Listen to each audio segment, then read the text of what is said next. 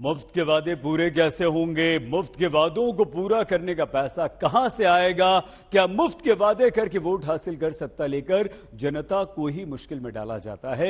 रेवड़ी कल्चर को लेकर कई दिनों से चल रही राजनीति में इन प्रश्नों को पूछने की आज एक बहुत बड़ी वजह देती रिपोर्ट आई। पंजाब में कर्मचारियों को वेतन देने में देरी हो रही है। कर्मचारी प्रदर्शन करने लगे, तब जाकर मुख्यमंत्री भगवंत मान ने यह विश्वास दिलाया कि आज शाम तक आपका वेतन दे दिया जाएगा। प्रश्न उठा कि आखिर 7 दिन सैलरी संकट की क्यों पैदा हुआ?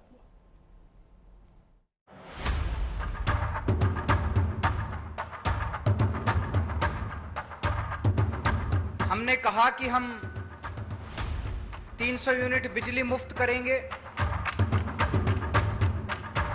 ਅੱਜ ਤੋਂ ਬਾਅਦ जो ਤੁਸੀਂ बिजली इस्तेमाल करोगे ਉਹਦਾ कोई बिल नहीं होगा, जीरो बिल आओगे। महिलाओं के लिए भी हमने ऐलान किया है कि हजार रुपए हर महिला को हम देंगे, उनके अकाउंट में डालेंगे। 18 साल से ऊपर की जो भी महिला है। पंजाब में ऐसे ही वादों के दम पर सत्ता भगवंत मान को मिली।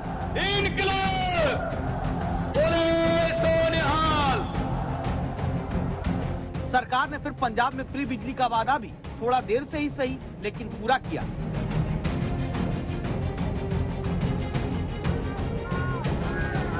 लेकिन समस्या सरकारी कर्मचारियों के सैलरी संकट की कहते हैं ऐसी आई कि मार्च में बनी सरकार अगस्त की सैलरी सितंबर में वक्त पर नहीं दे पाई तो कर्मचारी नारेबाजी करने लगे। प्रदर्शन अलग अलग जगह पंजाब में होने लगे। वजह यह है कि पंजाब में जहां हर महीने की पहली तारीख को सरकारी कर्मचारियों का वेतन आ जाता था, वहां अगस्त का वेतन पंजाब में सितंबर की 7 तारीख की दोपहर तक नहीं पहुंचा। दावा हुआ कि ऐसा पहली बार हुआ।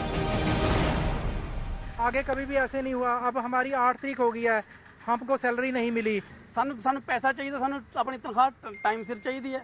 बैंक खाते में उतने पैसे नहीं है कि हमारी किस्तें कटनी है। हमारी 25-30 हज़ार बैंक की किस्तें जा रही हैं, तो हम कहां से मांग के उनको पूरा करके अपनी किस्तें भरेंगे? वे बहुत मुश्किल हो जाता है।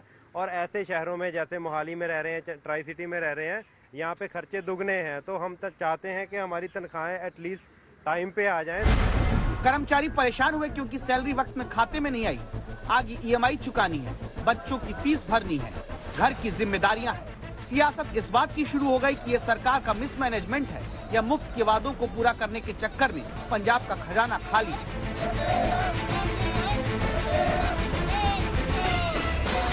सरकारी यानी गवर्नमेंट स्टाफर्स की सैलरी एक हफ्ते डिले होने पर आम आदमी पार्टी और विपक्षी पार्टियों के बीच में तू मैं शुरू हो गया और अब वो घमासान में बदल गया है। हालांकि आम आदमी पार्टी का कहना है कि बेफजूल के इल्जाम है, लेकिन विपक्षी पार्टियों का कहना है कि ये पूरा मिसमैनेजमेंट है। 9000 लोगों को हमने पक्का किया है, परमानेंट किया है। उसकी वजह से ये प्रोसेस में डिले हो गया था, इसीलिए ये 3-4 दिन डिले हो गया और सभी की सैलरी जो है वो आज जारी कर दी गई है।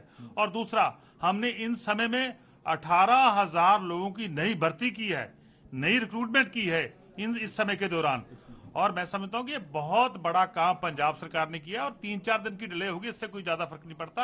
और ये प्रोसेस की डिले है, क्योंकि जब नए लड़के ज्वाइन करते हैं या जिनको हमने पक्का किया है, जिनको परमानेंट किया है, उनके प्रोसेस में थोड़ी डिले होगी और इसमें कोई बड़ी बात नहीं। जो बात वित्त मंत्री पंजाब के कहते हैं, क्या वही सच है? क्या अगर नए लोगों को नौकरी दी जाएगी तो वक्त से पुराने सैकड़ों हजारों लोगों को सैलरी देने में दिक्कत हो जाएगी, या फिर सच कुछ और? वजह समझने के लिए पंजाब की आर्थिक हालत देखिए।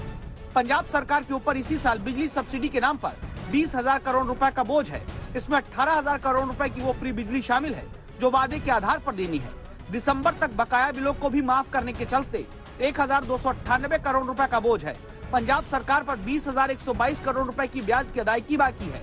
पेंशन के तौर पर 15,145 करोड़ रुपए का भुगतान बकाया है। राज्य की आमदनी का 40% खर्च कर्ज चुकाने में चला जाता है, क्योंकि पंजाब सरकार पर अब तक 3 लाख करोड़ रुपए का कर्जा है। CAG की एक रिपोर्ट के मुताबिक 2024-25 तक पंजाब का कर्जा बढ़कर 3,37,000 करोड़ रुपए के पार हो जाएगा। पंजाब की आर्थिक ECG ये कहती है कि पंजाब के बजट का सिर्फ 44.4% हिस्सा ही विकास कार्यों पर खर्च होता है और लगभग 60% हिस्सा कर्ज की अदायगी, ब्याज और दूसरे गैर विकास के कार्यों पर। क्या इसीलिए हर महीने जो सरकारी कर्मचारियों का वेतन देने पर 2,000 करोड़ का खर्च है, उसे उठाने में पहली बार दिक्कत आई है? हिंदुस्तान की जितनी स्टेट्स हैं उनके फाइनेंस मिनिस्टर से पूछ ले और उनके एम्प्लॉयज से पूछ ले, 1 ऑफ एवरी मंथ सैलरी चली जाती है हर स्टेट में। पंजाब है, जब से आम आदमी पार्टी की सरकार आई है, कंप्लीट गवर्नमेंट कोलैप्स हो गया। चीफ मिनिस्टर को चीफ मिनिस्टर मानते ही नहीं है ऑफिसर, क्योंकि ऑफिसर्स को इंस्ट्रक्शंस आ रही हैं केजरीवाल से। केजरीवाल पंजाब के फाइनेंस सेक्रेटरी, एक्साइज सेक्रेटरी, तो सबको मीटिंग दिल्ली में मनाते हैं, जहां पंजाब का चीफ मिनिस्टर भी वहां नहीं होते। और केजरीवाल की कोई ज्यादा रिस्पॉन्सिबिलिटी नहीं है। Kejriwal is using Punjab. यही कारण है कि कोलैप्स होने के कारण आज सैलरीज नहीं आई, 7 दिन हो गए, एंड मुझे लगता है कि अगले महीने तो 15 तारीख हो जाएगी।